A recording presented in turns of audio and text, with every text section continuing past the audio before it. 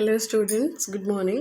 Today we shall start your another chapter, that is Jody's Fawn.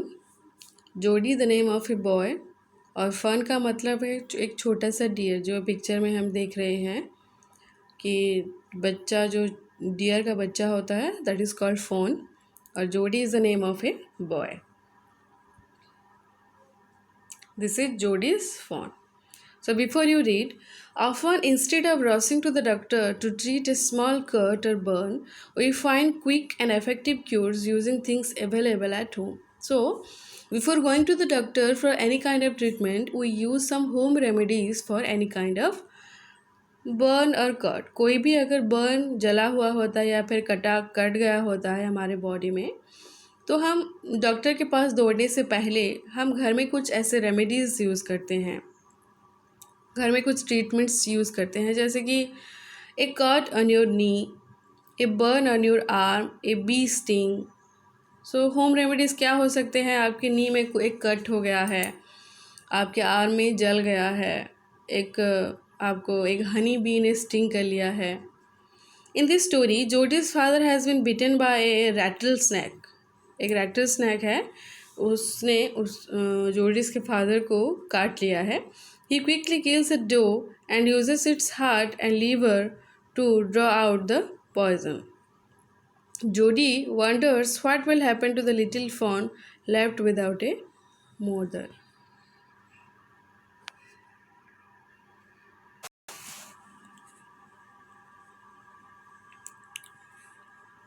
So what is the meaning of doe? So doe means a female deer. जो माता हिरन होती है उसको dough बोलते हैं. उसके फादर क्या करते हैं, एक फ़ीमेल डियर को मार देते हैं, उसके जो हार्ट और लीवर होता है उसको यूज़ करते हैं अपने बॉडी से पॉइज़न निकालने के लिए. इसकी वजह से जोडी वो सोच में पड़ जाता है कि कैसे वो उसका जो बच्चा है, जो फॉन है, वो कैसे बचेगा अपनी माँ के बिना. Jody allows his thoughts to drip back to the fawn. He could not keep it out of his mind. He had held it in his dreams and in his arms.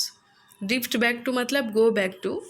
So Jody's thought कहाँ चले जाते हैं पीछे उस fawn के पास. Fawn जो कि बच्चा डियर होता है. He could not keep it out of his mind. He was not able to bring his thoughts out of that fawn. उसके उस फ़ोन से वो अपने सोच को बाहर नहीं निकाल पा रहा है. ही हैड हेल्ड इट, उसने उस फ़ोन को अपने हाथों में पकड़ा था. In his dreams, in his arms, वो अपने सपनों में भी, उसके हाथों में भी वो बार बार आ रहा था. He slipped from the table and went to his father's bed side. Jodie went to his father's bed side, अपने पापा के बेड के पास जाता है. पेनी ले at rest.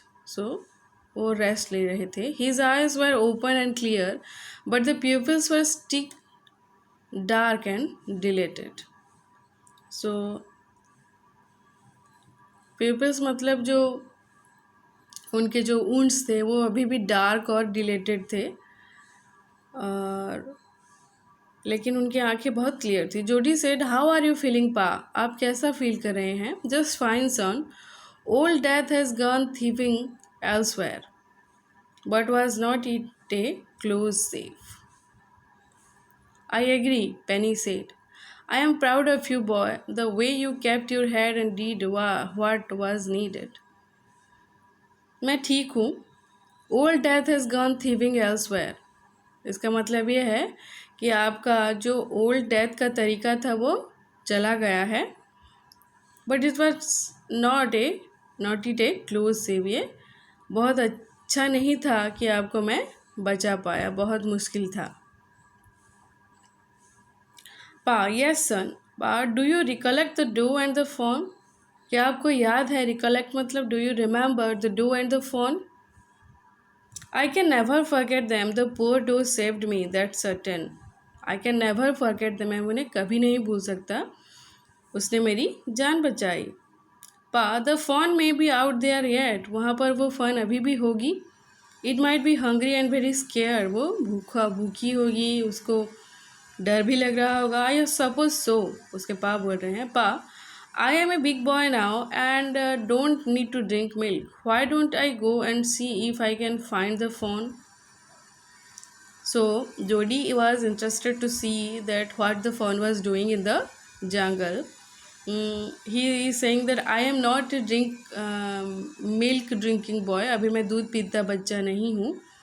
So I can go into the jungle and see what the fawn was doing there and bring it here and raise it. क्या मैं उसके पास यहाँ ला सकता हूँ, उसको raise कर सकता हूँ उसको.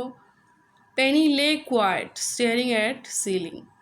सो पेनी मतलब उसके पा जो थे उसके फादर, वो चुपचाप रहे सीलिंग की तरफ देखते हुए. Boy you have got me hammed in. Hammed in मतलब caught in a situation where one can't say no. So Jodie has put his father in a situation that he cannot say no. It won't take much to raise it, Pa. It will soon start eating leaves and acorns. It won't take much मतलब it won't cost much. ये इतना ज़्यादा खर्च नहीं होगा उसको rays करने में, बढ़ाने में. वो बहुत जल्दी लीव्स और acorns खाने लगेगी. Small brown dots, acorns मतलब. You are smarter than boys of your age. His father was telling that you are more smarter than the other boys of your age.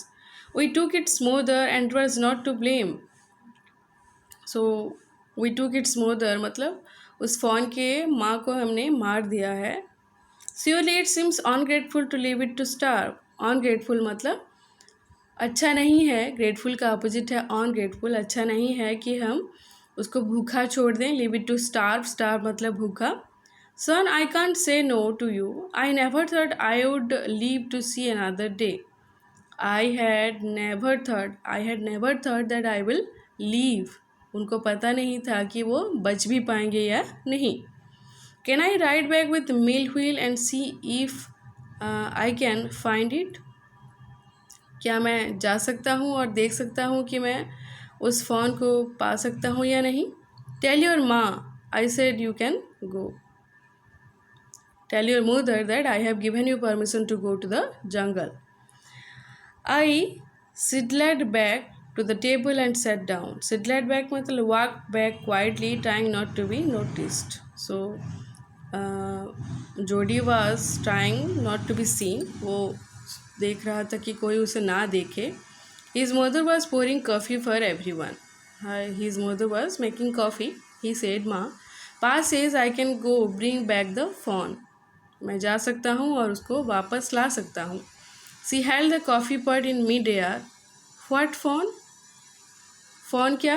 The phone belonging to the doe we killed.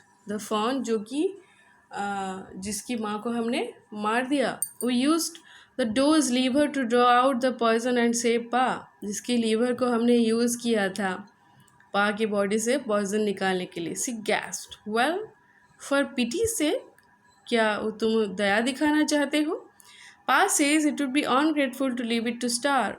पापा ने बोला कि अगर हम उसे ऐसे भूखे छोड़ दें तो ये अनग्रेटफुल होगा. Doc Wilson said, "That's right, ma'am. Nothing in the world comes quite free. The boy is right and his daddy is right." So Doc Wilson बोलते हैं कि वो अच्छा ठीक बोल रहा है कि कोई भी चीज़ हमें फ्री नहीं मिलता लाइफ में, वर्ल्ड में. वो अच्छा ठीक कह रहा है. Mill Wheel said, "He can ride back with me. I will help him find it." So Mill Wheel बोलते हैं कि हाँ मैं उसे अपने पीठ पर बैठा कर ले जा सकता हूँ. She set down the pot helplessly. She मतलब her mother, his mother, Jody's mother put the pot helplessly. Well, if you will give it to your milk, we have got nothing else to feed it. So his mother tells that if you will give your own milk to feed the fawn, then we have no any complaint to bring him back to home. हमें कोई भी complain नहीं है अगर तुम अपना दूध उसको दोगी. Millville said, "Come on boy, we have got to get riding. हमें जाना है राइडिंग में." Ma Baxter asked anxiously, "You will not be gone along?" You will not be gone along, Jody said. I will be back before dinner for sure. सो माँ बोलती है उसकी कि ज़्यादा दूर मत जाना।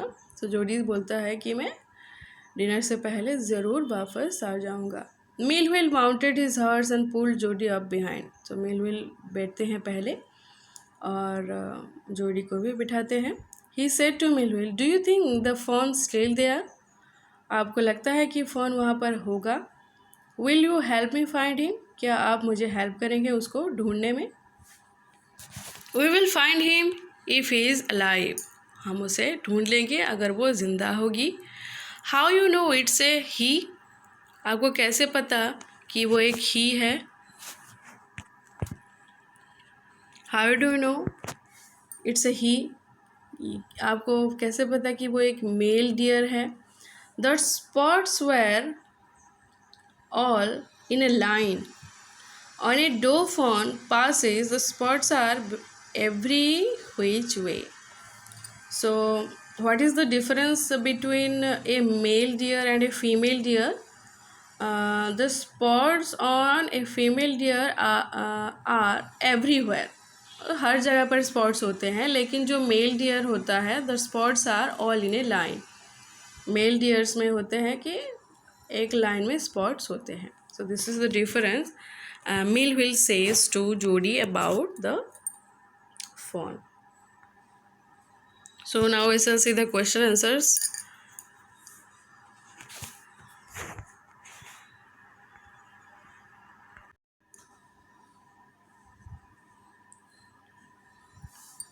What had happened to Jody's father?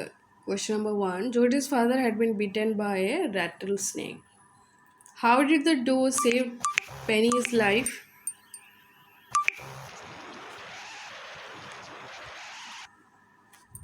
The doe's liver and heart were used to draw out the poison from Penny. Why does Jody want to bring the fawn home? क्यों वो घर लाना चाहता था उस fawn को?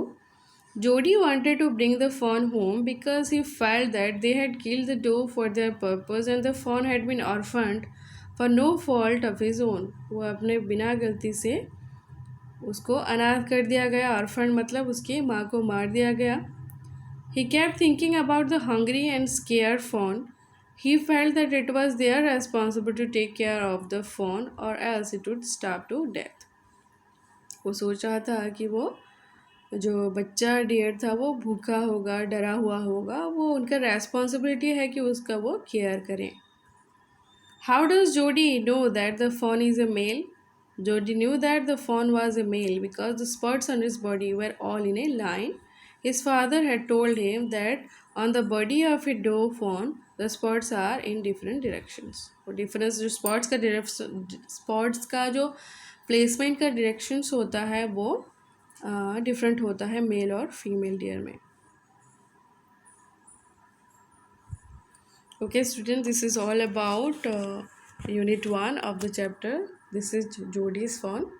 Thanks for watching the video and understand it and do the comprehension check.